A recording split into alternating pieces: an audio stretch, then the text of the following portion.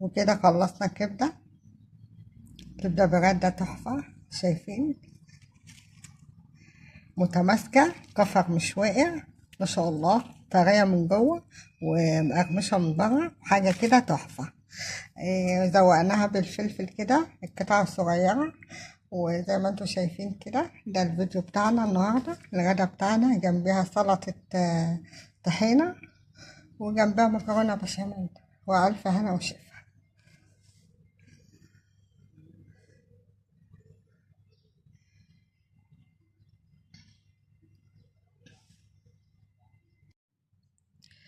السلام عليكم، ازيكم يا اغلى متابعين في الدنيا؟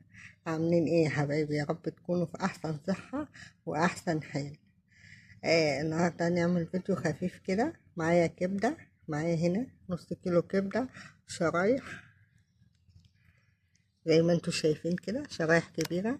ومعايا هنا عصير بصل، ومعايا هنا معلقة توم كبيرة. ومعايا هنا التوابل اللي هي فلفل اسود وكزبرة ناشفة دي أساسي، وكمون أساسي، والسبع بهارات، وسنة شطة بسيطة. معايا هنا بقى بولة فاضية، هنزل عليها الأول بعصير البصل،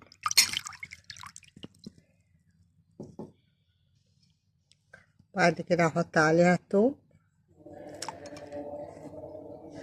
واحط عليها التوابل، ننزل التوابل كويس.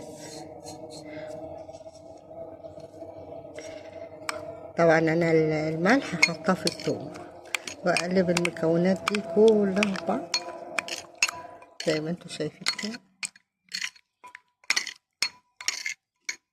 الكبده اللي بتتعمل برده دي بتبقى تحفه، انا بحبها جدا. هحط بقى الخليط ده على الكبده، وابتدي اقلبه فيها كله،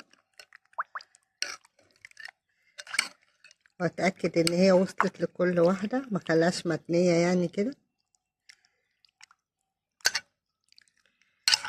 واسيب الخليط ده فيها، لو عايزه تبيتيها يوم يومين براحتك. مستعجله عليها اقصى حاجه ساعه ساعتين، تكون شربت من التتبيله وبيطلع طعمها ولا اروع. خلاص كده انا هروح احطها بقى في التلاجة، في التلاجة مش برا التلاجة، واسيبها بقى لغايه ما تشرب من التتبيله كويس. وهنا بقى هعمل الكفر بتاع الكبده.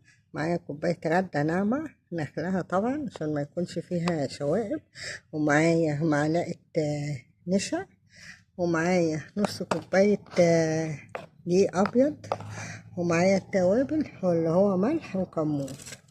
انزل بالتوابل كده، واحط الدقيق،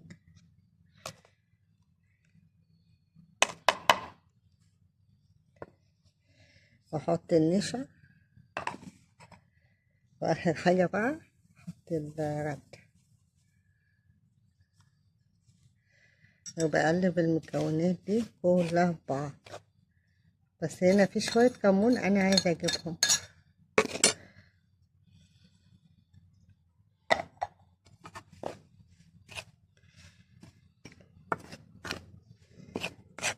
دي كده المكونات حلوه بالنسبه لكميه الكبده اللي معايا، عشان معايا نص كيلو بس مش كتير يعني. تقلبيها كويس مع بعضها، وكده يبقى خلاص التتبيله بتاعتها او الكفر بتاعها خلص معايا، زي ما انتوا شايفين كده. شايفين عامله ازاي؟ وكده بقى الكبده بعد ما عدى عليها في التتبيله بتاع ساعه ونص.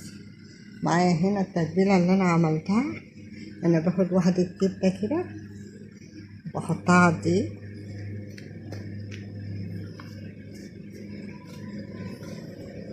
بغلفها كويس قوي، الدقيق والغده اللي فيه. ماشي، بنفضها كده، احطها في الطبق، واعمل واحده تانية.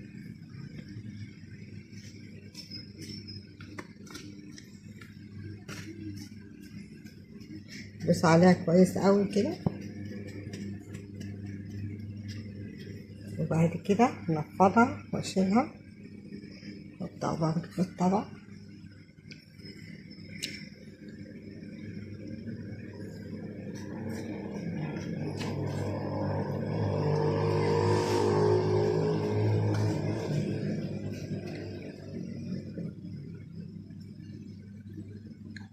واعملها عشان ايه؟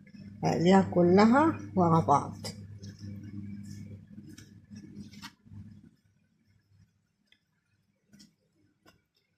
اروح بقى اكمل الكمية وارجع لكم. كده بقى خلصت كمية الكبدة كلها، نروح نبتدي بقى نقليها. بصوا بقى التتبيلة طلعت على قد ازاي، يعني فايد منها حاجات بسيطة خالص. عشان تبقي عارفة نص كيلو بياخد كوباية ردة ونص كوباية دي ومعلقة نشا. وكده بقى معايا طاسة فيها زيت على نار وسط مش نار عالية، بنزل عليها بقى بقطع الكبدة.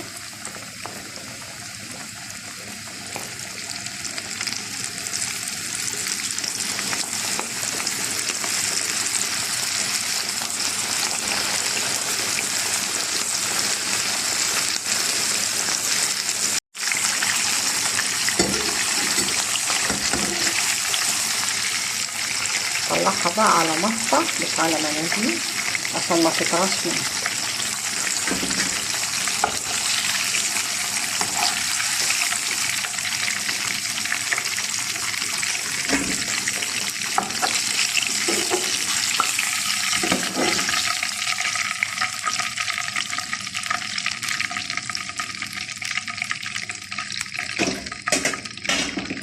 خلي النار عليها وسط.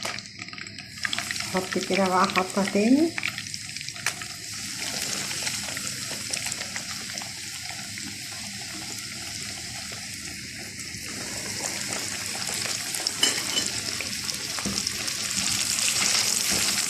خلي بقى الزيت يوصلها من تحت ومن فوق، واكمل وارجع لكم.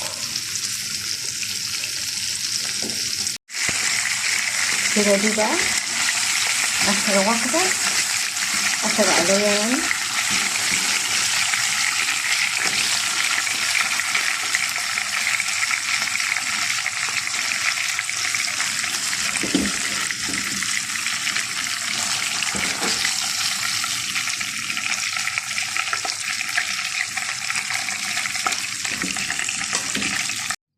وكده بقى طلعنا مع بعض احلى كبدة بالردة زي ما انتوا شايفين كده، ما شاء الله متماسكة، مفيش حاجة فيها مفكوكة.